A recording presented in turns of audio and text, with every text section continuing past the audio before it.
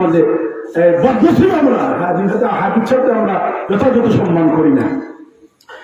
হাবিব সাহেবের সম্মান মর্যাদা এত বেশি হবে কিয়ামতের দিন আল্লাহ পাক রব্বুল আলামিন বলবেন ইকরা লি সাহিবুল কোরআন। আবু দাউদ শরীফের হাদিস, সুবহানাল্লাহ বলেন। আর অন্যান্য হাদিসের মধ্যে এটা নকল করা হয়েছে। বাবারা আমার, বন্ধুরা আমার, কিয়ামতের দিন আল্লাহ পাক রব্বুল আলামিন বলবেন ইকরা লি সাহিবুল কোরআন। পড়ো হে কোরআনের সাথী। কোরআনের সাথী বলবেন, কিসের সাথী? কোরআনের সাথী, সাহিবুল কোরআন, কোরআনের বন্ধু, কোরআনের সাথী। এখন যদি আপনাকে কেউ বলে মজকুরের সাথী, বেদার হইবেন না গুসা হইবেন? দুই গুসা দুই বেদার সমান। আনন্দ হইবেন না বেদার হইবেন? এই মজকুরের বন্ধু, এটা তো সম্মানের না। কেমন হাফিজদেরকে আল্লাহ বলবেন ইকরা লি সাহিবুল কোরআন। পড়ো হে কোরআনের সাথী, কোরআনের বন্ধু। সুবহানাল্লাহ বলেন। আর কোরআন হচ্ছে এমন একটি কিতাব, হুজ্জাতুল লাকা ওয়া আলাইকা। কিয়ামতের দিন কারো পক্ষে কারো বিপক্ষে সাক্ষী দিবে। সুবহানাল্লাহ বলেন। কারো পক্ষে কারো বিপক্ষে মুসলিম শরীফের হাদিস, হুজ্জাতুল লাকা ওয়া আলাইকা। কারো পক্ষে সাক্ষী ভালো সাক্ষী দিবে আর কারো বিপক্ষে খারাপ সাক্ষী দিবে। সুবহানাল্লাহ বলবেন না? আল্লাহ বলেন ইকরা লি সাহিবিল কোরআন ইকরা ওয়াত্তাকি কামা কুনতা তুরাত্তিলু ফিদ দুনিয়া ফাইন্না মানজিলাকা ইনদা আখিরি আয়াতিন তাকরাউহা। হাদিসের মধ্যে আনা হয়েছে কিয়ামতের দিন হাবিব সাহেবদেরকে আল্লাহ পাক রব্বুল আলামিন বলবেন হে কোরআনের সাথী, দুনিয়াতে যেভাবে সহিহ শুদ্ধভাবে তুমি কোরআন শরীফ তেলাওয়াত করেছিলে, ঠিক তদ্রূপভাবে তুমি সেইভাবে সহিহ শুদ্ধভাবে কোরআন শরীফ তেলাওয়াত করো আর উঠো। জান্নাতের স্তর হচ্ছে ৬,৬৬৬টা। সুবহানাল্লাহ বলবেন না? এটার মধ্যে দ্বিমত আছে, কিন্তু অধিকাংশ মুফাসসির কোরআনের মতে ৬,৬৬৬টা বেহেশতের স্তর আর কোরআনের আয়াতের সাথে মিল আছে। সুবহানাল্লাহ বলেন। কিয়ামতের দিন হাফিজ যারা পূর্ণ হাফিজ, এরা এক একটি আয়াত পড়বে আর আস্তে আস্তে পড়তে পড়তে পড়তে পড়তে কোরআন শরীফ একবারে জান্নাতের আলা মাকাম, এখানে উপরের স্থানে গিয়ে হাফিজের স্থান হবে। জুড়ে বলেন না সুবহানাল্লাহ? সেই হাফিজদেরকে মায়া করবেন কিনা? কথা বলে মায়া করবেন কিনা? হাফিজদের সাথে সম্পর্ক রাখবেন। যাই হোক, এটা আমার আলোচনা শেষ। এখন আসুন ঈসা নবীর সুসংবাদটা কি জানি। আল্লাহ পাক রব্বুল আলামিন কোরআন হাকিমের মধ্যে বলেন মুবাশশিরান বিরাসূলিন ইয়াতি মিন বা'দি ইসমুহু আহমদ। ঈসা আলাইহিস সালাম সুসংবাদ দিচ্ছেন। সব বছর বলে ফেলি, লম্বা করতে চাই এর জন্য। এইবারে যে আপনাদেরকে এই যে আমরা দোয়া করে আমরা কথা বলতেছি না, ঈসা নবী তার উম্মতদেরকে ডাকলেন। যারা উম্মত হয় নাই তাদেরকেও ডাকলেন, তোমরাও সবাইকে ডেকে বললেন আজকে এমন একটা সুসংবাদ দিয়ে যাব, ইতিপূর্বে এই সুসংবাদটা আমি তো দিয়েছি তা না, সমস্ত নবীরা দিচ্ছে। সুবহানাল্লাহ বলেন না? এই সুসংবাদ শুধু আমি দেই নাই, এমন একটা সুসংবাদ তোমাদেরকে দিয়ে যাইব। কি সুসংবাদ? এই সুসংবাদের খবর এই কোরআনে নিয়ে আসলেন। ঈসা নবীর উপর নাযিল হয়েছিল কিতাব ইনজিল। কোন কিতাব? ইনজিল। কিন্তু ইনজিল নাযিল হওয়ার পরেও ঈসা নবীর সুসংবাদকে এত গুরুত্ব কেন দিলেন? আগমনের বার্তাকে গুরুত্ব দিয়ে কি চাইলে এই যে আগমন মানে হচ্ছে মিলাদ, মিলাদুন নবী, নবীর জন্ম। জন্ম মানে আগমন। আমরা কেন মিলাদুন নবী পালন করি, উল্লেখ করি, ব্যানারে মিলাদ লাগাই, সিরাত আনি না? কারণটা কি? যে মিলাদ আলোচনা আনলেই সিরত চলে আসে। সুবহানাল্লাহ বলে। মিলাদ আলোচনা আনলে সিরতের আলোচনা অটোমেটিকলি চলে আসে। আপনার সন্তান হয় নাই, নাম রাখলে আপনাকে মানুষ পাগল বলবে, ঠিক না বেঠিক? যার জন্ম নাই তার জীবনীও নাই, যার জন্ম আছে তার জীবনই আছে, ঠিক না বেঠিক? যার জন্ম হয় নাই তার আকিকা খাইতে পারবেন না। কথা বলেন না? আপনাদের এলাকায় আকিকা খাইয়ে ফেলে আগে বেটির গর্বে বাচ্চা আছে, এগুলো দুনিয়া তো আসে নাই, আপনি তার আকিকা করতে পারবেন? কথা বলেন। যারা বলে মিলাদুন নবীকে এত হাইলাইট করে কেন বলে, কি বলে না? শুধু মিলাদকে হাইলাইট করে কেন? আপনারা সিরাতকে হাইলাইট করতে পারেন না? আমরা বলি আমরা আছি মূলে। আমরা কোথায় আছি? আমরা আছি মূলে, তোমরা আছো ডালের শাখায়। প্রমাণটা কি? কোন ক্ষেত্রে কোন কারণে গাছের ডাল শাখাগুলো কেটে দেওয়া হয় আর যদি জোর ঠিক থাকে ওই ডাল আবার শাখা গজায় কি গজায় না? কথা বলেন। বড়ি গাছের ডাল আপনি এক সিজনে খাইয়ে আবার ডাল খাইতে বলেছেন, আগামী সিজন আবার আগে ডাল ফেলে দিয়েছে, ঠিক না? বলি কথা বলেন। যারা আমরা মিলাদ করি এটাকে হাইলাইট করি, আমরা সব মানি, মিলাদুল নবী মানি, সুরাতুল নবী মানি, সুরাতুল নবী মানি, আখলাকুল নবী মানি, ওয়াফাতুল নবী মানি, সুবহানাল্লাহ। আমরা সব মানি, মিলাদকে বেশি হাইলাইট করি কেন? বলে আমরা আছি মূলে, আমরা জন্ম থেকে শুরু করছি, মানে জন্ম যখন আলোচনা করবো অটোমেটিক জীবনী চলেই আসবে, ঠিক না? বড়িতে যখন মাছ লাগবে অটোমেটিকলি হাতে মাছ আসবে, বড়িতে মাছ লাগে নাই হাতে আসবে না। একটা মানুষের জন্ম হয় নাই আপনি জীবনী ভেবেন করতে হবে, আগে জন্ম তার হক তারপর তার জীবনী। এজন্য ফুটতলি সাহেব কিনা সারা জীবন মিলাদ মিলাদ মিলাদ মিলাদ হাইলাইট করলেন কেন? যে নবীর জন্ম নাই ওই নবীর জীবনী নাই, যে নবীর জন্ম আছে ওই নবীর জীবনী আছে, ওনার জীবনী দিয়ে শুরু করো অটোমেটিকলি সিরত পালন করা হয়ে যাবে। যেটা বলুন সুবহানাল্লাহ। কথাটা বুঝছেন? যে আমরা সিরত মানি না তারা বলে তাদেরকে বলবেন তাহলে ফাইনালি ফাইলাম কোথায়? থকি ফাইলাম কই? 5 ওয়াক্ত নামাজ ফাইলাম কোথেকে? এগুলো তারা বুঝে না। তোমরা যারা মিলাদকে হাইলাইট করো না, তার মানে নবীর জীবনকে আগমনকে লুকায় ফেলো, তাই জীবনই আসবে কোথেকে? বলুন ঠিক না বেটি? বন্ধুরা আমার, আল্লাহ পাক রব্বুল আলামিন সেই ঈসা নবীর সুসংবাদকে হাইলাইট করলেন কোরআনে কেন? প্রশ্ন আসে কি আসে না? এই মুবাশশিরান বিরাসূলিন ইয়াতি মিন বাদি ইসমিহি আহমদ, ঈসা নবী বলতেছেন আবার পরে এমন একজন নবী পৃথিবীর জমিনে আসবেন, সুসংবাদ দিয়ে যাচ্ছে তোমাদেরকে, যার নাম হবে আহমদ। জোরে বলেন সুবহানাল্লাহ। নাম কি? আহমদ। আর 10টা মিনিট সফর করতে পারবেন? মাত্র 10 মিনিট আমার আলোচনা শেষ, মাত্র 10 মিনিট। 10 মিনিট ঈসা নবী সুসংবাদ দিলেন, ওনার উম্মতদেরকে একত্রিত করে জমা করে হাইলাইট করলেন এই আয়াতটা আল্লাহ পাক কোরআনে হাকিমে। কথা বুঝতেছেন? এই আয়াতটা আল্লাহ হাইলাইট করে নিয়ে আসলেন কোরআনে হাকিমে। আপনার মেধায় ধরে না, আপনার জ্ঞানে ধরে না যে ঈসা নবী সেই সুসংবাদ আদম নবী দিয়েছেন, কিন্তু এখানে ঈসা নবী সুসংবাদকে একটু হাইলাইট করে আনার কি দরকার ছিল? মিলাদুন নবী কোরআনে নাই, এটা তুমি বল, ভিতরে বল, আকীদার ভিতরে আসো। তুমি অন্ধ চক্ষু নিয়ে বসবাস করতেছো, তোমার যদি চোখ থাকতো ওই আয়াতগুলোর দিকে তাকালে মিলাদুন নবী ঝলঝল করে আয়নার মতো চেহারা যেভাবে আমরা আয়নাতে দেখি, আমাদের চেহারা দেখতে অসুবিধা হয় না, মিলাদ পাইতো তোমার অসুবিধা হইতো। বন্ধুরা আমার, আবার আমার সেই ঈসা নবী সুসংবাদ কি? মুবাশশিরান বিরাসূলিন ইয়াতি মিন বাদি ইসমিহি আহমদ।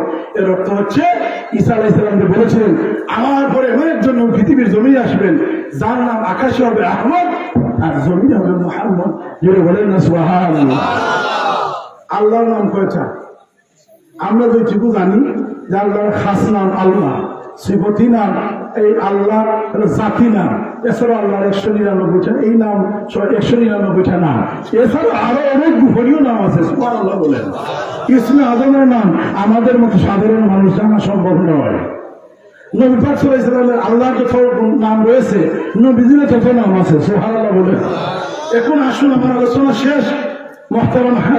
মুহতারাম আমার আরেক মৌলানা ভাই হাজির হয়ে গেছে, ওনার খাতিরে আমি আলোচনা শেষ করে নিয়ে আসতে দিই। 3 নম্বরে আসে আল্লাহ রাসূল বলেছেন আমি হচ্ছে আমার মায়ের দেখা সেই স্বপ্ন। সেই স্বপ্নটাকে আপনি বুঝে নেন, কারণ 3টা এবার আমি দিছি। একটা হলো ইব্রাহিম নবীর দোয়া, আল্লাহ রাসূল আনা দাওয়াত ইব্রাহিম। 2 নম্বর ঈসা নবীর সুসংবাদ, আমরা পাইলাম ঈসা নবীর সুসংবাদ আছে। 3 নম্বরে মায়ের স্বপ্নটা কি ছিল? বাবারা আমার, বন্ধুরা আমার, আল্লাহর নবী তার মা থেকে রওয়ায়াত করতেছেন হাদিস। সুবহানাল্লাহ বলেন। এই হাদিসটা তাফসীরে বাগাবীর মধ্যে আনা হয়েছে। আল্লামা বাগাবী রাহমাতুল্লাহ বলেন হাদিসটা হচ্ছে ওয়ানা রুইয়া উম্মি আল্লাতী রাতা ইন্নাহু নূরুন খারাজা মিন বাতনিহা ওয়া আবাতলাহা কুসুরুশ শাম। সুবহানাল্লাহ বলেন। বলা হচ্ছে কি সুন্দর আলোচনা। আসলে এই আলোচনাগুলো যারা বুঝবে না জীবনে মিলাদে বিরোধিতা করবে না। এত সুন্দর আলোচনা। আল্লাহ রাসূল বলেন আমার মা থেকে আমি রওয়ায়াত করতেছি। কার থেকে? রাসূল নিজে ওনার মা থেকে রওয়ায়াত করতেছেন, ওয়ালা রুইয়া উম্মি আল্লাতি রাথা, নিশ্চয় আমার মা দেখিয়েছিলেন রাথা ইন্নাহু নূরুন, নিশ্চয় হুদ নবী সাল্লাল্লাহু আলাইহি সাল্লাম, সুবহানাল্লাহ বলে ইন্নাহু নূরুন, এখানে নূর নবী মুহাম্মদ সাল্লাল্লাহু আলাইহি সাল্লাম, ইন্নাহু নূরুন এক টুকরা নূর, খারাজা বাইরে হইতেছে। কোথা থেকে বাইরে হইতেছে? খারাজা মিন বাতনিহা, মা আমেনার পেট থেকে, সুবহানাল্লাহ বলেন না, খার পেট থেকে বাইরে হইতেছে। এ কথা বলেন, খার পেট থেকে কি বাইরে হইতেছে? মাটি না পানি? নূর দিলে বলো কি? এই তো আলোচনা আরেকটা ফেস খেয়ে যায়, একটা কাম দিলে আরেকটা এসে যায়। নবীকে যারা তোমরা বলো যে নবী সাল্লাল্লাহু আলাইহি সাল্লাম বাশারি হালতে আসছেন, আদম নবী যেহেতু মাটি, বাতাস, আগুন, পানি দিয়ে তৈরি, রাসূলের তো ব্যতিক্রম হওয়ার কিছু নাই। তাই ওই যে আমি প্রশ্ন করেছিলাম, যখন নবী সুরতে সাক্ষী ছিলেন, আল্লাহ ছাড়া কেউ ছিল না, আগুন ছিল না, পানি ছিল না, মাটি ছিল না, বাতাস ছিল না, কোনো কিছু ছিল না, তখন নবী মুহাম্মদ সাল্লাল্লাহু আলাইহি ওয়াসাল্লাম ছিলেন, তখন তুমি উদাহরণ আমাকে দাও, তুমি আমাকে যুক্তি দেখাও। যখন কোনো কিছু ছিল না, নবী মুহাম্মদ ছিলেন, মাটিও ছিল না, তাহলে তুমি এইটার ধরনের কোত্থেকে নিয়ে আসবে? মাটিও সৃষ্টি হয় না, কথা বুঝতেছেন? দেখো সূরা মাআদার ভিতরে আল্লাহ বলেন ক্বাদ জাআকুম মিনাল্লাহি নূর, আর মানে অবশ্যই, আর মানে কি? অবশ্যই, যা মানে আসিয়াছে। হুজুর ঠিক করতেছি না ভুল করতেছি? ক্বাদ জাআকুম মিনাল্লাহি নূর, আর অবশ্যই যা আসিতেছে মিনাল্লাহ মানে আল্লাহ হইতে, মিন মানে হইতে, মিন মানে কি? হইতে। আমাকে যদি প্রশ্ন করা হয় আপনি আসলেন কোত্থেকে, আমি বললাম মিন জগন্নাথপুর অথবা মিন সিলাউড়া, আমার বাড়ি জগন্নাথপুর থানা সিলাউড়া গেলাম, আমি বলবো মিন সিলাউড়া, সিলাউড়া থেকে এসেছি। আপনি বসতে বলুন আলামিন, আপনি এসেছেন কোত্থেকে? সুবহানাল্লাহ বলেন না? কথাটা পরিষ্কার হইতেছে কিনা? কাকে প্রশ্ন করবেন? নবীকে। ও নবী, আপনি আসলেন কোত্থেকে? জবাব দিন। এই প্রশ্নের জবাব আমার আপনার নবীর দেওয়ার কোন দরকার নাই, আল্লাহ দিয়ে দিয়েছেন সূরা মায়াদার ভিতরে। আল্লাহ পাক রব্বুল আলামিন দেখবেন পৃথিবীর মানুষের, আরে আমার নবী কোত্থেকে এসেছেন তোমরা একটু জেনে নাও। সূরা মায়াদার ভিতরে আল্লাহ বলেন ক্বাদ জাআকুম মিনাল্লাহি নূর, নিশ্চয় ক্বাদ জাআকুম মিনাল্লাহি, আমি আল্লাহ থেকে এসেছে, মিন মানে হইতে মিনাল্লাহ মানে আমি আল্লাহ থেকে এসেছে, নূর মানে হচ্ছে রাসূল, যেটা বলেন না সুবহানাল্লাহ। নূর মিনাল্লাহি নূর ওয়া কিতাবুম মুবিন, স্পষ্ট কিতাব। তাফসীর জালালাইন শরীফ, তাফসীর রুহুল বায়ান, তাফসীর রুহুল মানি, খানজাল ইমাম হাসান আরফান, আহমদ দেখার তাফসীর, তাফসীর নাঈমি, তাফসীর আব্বাসি, তাফসীর কুতুবি, তাফসীর বাইদাবি, আপনার তাফসীর আব্বাসি বিশ্ববিখ্যাত তাফসীর, রাসূল সাল্লাল্লাহু আলাইহি সাল্লামের সাফাত ভাই আব্দুল্লাহ ইবনে আব্বাস, উনি ওনার তাফসীরের মধ্যে এনেছেন, এখানে নূরের অর্থ করা হয়েছে নবী মুহাম্মদ রাসূলুল্লাহ, আর কিতাবের অর্থ করা হয়েছে কালামুল্লাহ। করে বলেন না সুবহানাল্লাহ? ওই সুরের দল, বাচ্চার দল, তোমরা নবীকে মাটি বলিস। আমি যখন বলি নবী যখন মাটি ফায়দা হয় নাই, তখন আমার নবী নবী মুহাম্মদ রাসূলুল্লাহ ফায়দা হয়েছে নূর হিসাবে। করে বলেন সুবহানাল্লাহ? হিসাব নিবি, তোর ক্যালকুলেটারে এইটা ধরবে না, ঠিক না বেটি? তোর ব্রেইনের ক্যালকুলেটারে ধরবে না যদি হুব্বে রাসূল না থাকে। হুব্বুর রাসূল মিনাল ঈমান, রাসূলের ভালোবাসার মান হচ্ছে ঈমান। বাবারা আমার, বন্ধুরা আমার, যে বিষয়টা আজকে হাইলাইট করে দিয়ে যাচ্ছি আমার ভাইকে বলে রেখে, বন্ধুরা আমার, বাবারা আমার, আল্লাহর নবীর মা বলতেছেন ওয়ালা রুইয়া, নবী বর্ণনা দিচ্ছেন আর বলছেন মা। আমার নবী রাহমাতুল লিল আলামিন বলেন পৃথিবীর মানুষেরা শুনে নাও, আমার মা বললেন যখন আমি পৃথিবীর জমিনের মধ্যে আসতেছি, আমার মা দেখলেন ওয়ালা রুইয়া উম্মি আল্লাতী রাথা ইন্নাহু নূরুন, নিশ্চয় নূর খারাজা বাইর হইতেছে মিন বাতনিহা, মিন মানে হইতে, বাতনিহা মানে পেট থেকে, পেট হইতে মানে মা আমেনার পেট থেকে কি বাইর হইতেছে? নূর না মাটি? এবার হেলে বুঝতেছে, এটা মুখস্থ রাখবেন, নূর না মাটি? বলেন নূর। ইন্নাহু নূরুন, নিশ্চয় টুকরা নূর। বাইরে হইতেছে নূর খারাজা মিন বাতনিহা। আমি বলেছিলাম যে আমার নবী সাল্লাল্লাহু আলাইহি সাল্লামের প্রস্রাব মুবারক জমিনের জন্য রিজেক, জমিনের জন্য কি তাফসীরে বাগবীর ভিতরে হয়েছে জমিনের জন্য রিজেক ছিল। আমার নবীর পায়খানা মুবারক, জোরে বলেন সুবহানাল্লাহ। আমার নবী যখন পায়খানা করতেন এটা আমার আপনার মতো দুর্গন্ধযুক্ত খাবারের ন্যায় এরকম ছিল না। আমার আপনার নবীর পায়খানাটা নূরের আগুনের নূরের মতো আলোর মতো একটা প্রদীপের ন্যায় ছিল। যখনই এইটা বাইর হইত জমিনটা দুই ভাগ হয়ে যাইত, জমিনটা দুই ভাগ হয়ে গিয়ে নবী পাক সাল্লাল্লাহু আলাইহি সাল্লামের নূরটাকে দক্ষণ করে নিতে ধরে বলেন সুবহানাল্লাহ।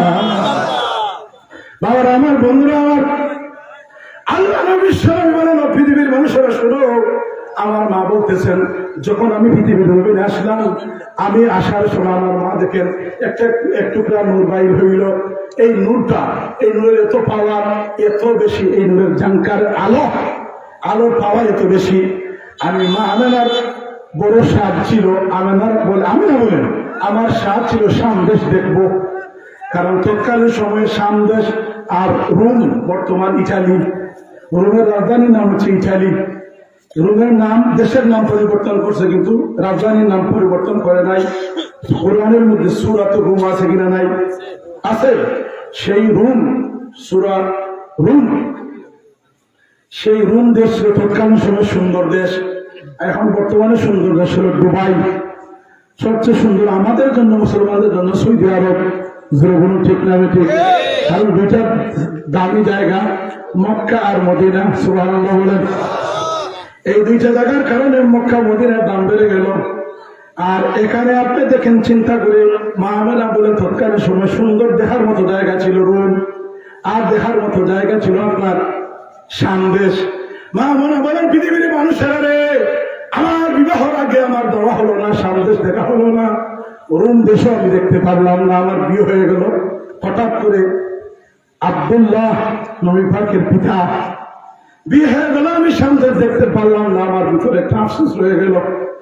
কিন্তু আমার ছেলে মুহাম্মদ যখন পৃথিবীর জমিনে আসে, জমিনে আসার সময় তার পেট থেকে, আমার পেট থেকে যখন আমার ছেলে মুহাম্মদ যখন বাইর হয়, সুবহানাল্লাহ বলেন না, আগে বলেন সুবহানাল্লাহ। আমার ছেলে মুহাম্মদ যখন আমি আমেনার পেট থেকে বাইর হই, ও পৃথিবীর মানুষেরা তোমাদেরকে আমি বলে দেই, আমি আব্দুল্লাহর জিন্দা বান্দা কুটিরে বসে বসে আমার ছেলের নূরের ঝাঙ্কারে, নূরের আলোকে, আমার ছেলে যখন এসেছিল, আমার ছেলের শরীর থেকে যে নূর বাইর হয়েছিল, ওই নূরের ঝাঙ্কারে মা আমেনা বলেন শাম দেশ পর্যন্ত, শাম দেশ অট্টালিকা পর্যন্ত আমার চোখের সামনে যেভাবে মানুষ তার চেহারা দেখে আয়নার ভিতরে, আয়নার মধ্যে, আয়নাটার সামনে আনার পরে চেহারা দেখতে যেমন কোন ধরনের ডিস্টার্ব হয় না, অসুবিধা হয় না। মা আমেনা বলেন খোদার কসম কে বলতেছি, আব্দুল্লাহর জিন্নাহ কুটিরে বসে, ভাঙ্গা ঘরের মধ্যে বসে থেকে আমি সুবহে সাদিকের সময় সেই শাম দেশের অট্টালিকা পর্যন্ত আমার ছেলে মুহাম্মদের শরীর থেকে যেই নূরের ঝাঙ্কার বাইর হয়েছিল, নূরের আলো বের হয়েছিল, সেই লাইটিং এর মাধ্যমে আমার চোখের সামনে শাম দেশ, রোম দেশ আল্লাহ বাসায় দিয়েছে। বলে বলেন না সুবহানাল্লাহ।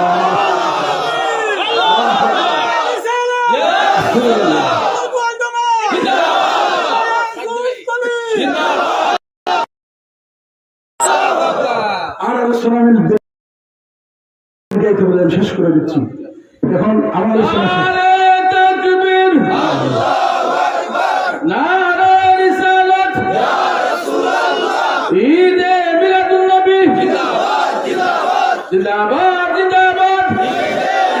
মনে আছে, কতটা মনে তো আপনি কতটা আমার জ্বালা আছে। যদি আর কোনদিন আল্লাহ আনাই আলমারি দেখি তা যদি মায়া থাকে ইনশাল্লাহ, আল্লাহ বাসে ইনশাল্লাহ। আলহামদুলিল্লাহ আমার মনে বল সভাপতি সাহেব, আলহামদুলিল্লাহ আমার সভাপতি সাহেব হইয়া ইনশাল্লাহ আনাই। আল্লাহ কবুল করো, আপনারা হোক, আল্লাহ আমি পাগল, আমি মদিনার পাগল। আপনারা গেছেন, আশা আছে মাসখানিকের ভিতরে উমরার যাইতাম, যদি আল্লাহ তাআলা আমাদের খাবার সব মেলে আর আমার নবী রোজার সামনে, কারণ আমার নবী বলেছে হাদিসে, আপনার দারকুতনির মধ্যে এসে, দারকুতনি হাদিস, وعن عبد الله بن عمر وعن عمر رضي الله تعالى عنه قال قال رسول الله صلى الله عليه وسلم من زار قبري بعد وفاتي فكأنما زارني في حياتي ولنا سبحان الله। আপনারা কি বুঝছেন জানি না, হুজুর বুঝে ফেলছে, ওনারা বুঝছে। আল্লাহ বলে আমি মারা যাওয়ার পরে, আমি কি যাওয়ার পরে, আমি মারা যাওয়ার পরে মানে ইহদান ত্যাগ করার পরে। নবী তো মরে গেছে, এখনো নবী আছেন জিন্দা।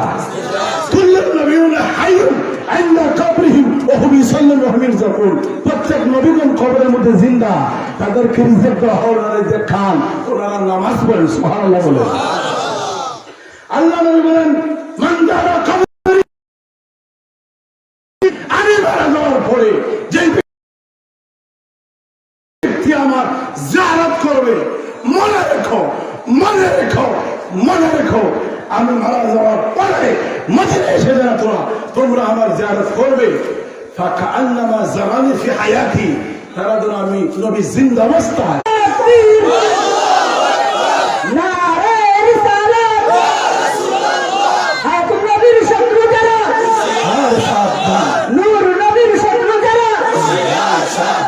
শাহজালালের তলোয়ার, তারা দুটের হাতিয়ার,